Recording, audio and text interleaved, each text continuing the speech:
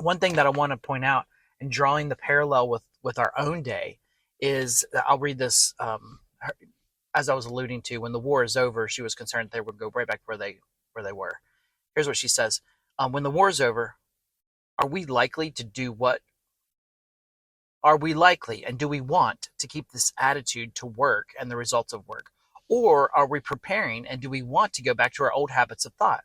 Because I believe that on our answer to this question, the whole economic future of society will depend. Namely, will they go back to their consumption ways, or will they stick with conservation?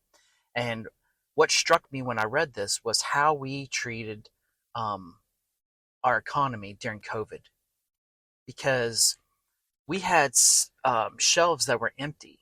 We had people that were going out and buying toilet paper for whatever reason. I have no idea. No one else can still figure this out. But the shelves were empty of that. And I remember in April of 2020, I'm going to a grocery store.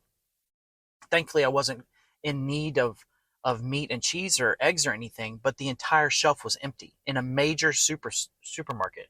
It was just completely empty.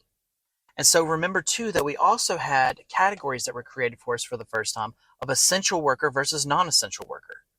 Well, if we're to value labor, the way that Dorothy Sayers is saying, why would we ever allow a category of a non-essential worker? That devalues the human, that devalues the work. And as we've already talked about, that work, the work that we do, is tied to our nature, is tied to us being made in the image of God. So you see, what actually was happening during COVID is we were not simply devaluing a product, we were devaluing the worker because we have devalued the image of God.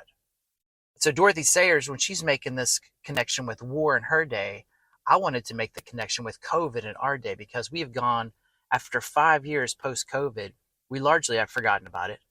We're back to normal. We're back into the same consumption mindset that we had before. Nobody's thinking about, well, it would just take one more disaster or one more virus or something like that, and the supply chain will be broken once again, because we rely globally. We've not yet got it ingrained in our minds to look local, nor to produce our own goods to some extent.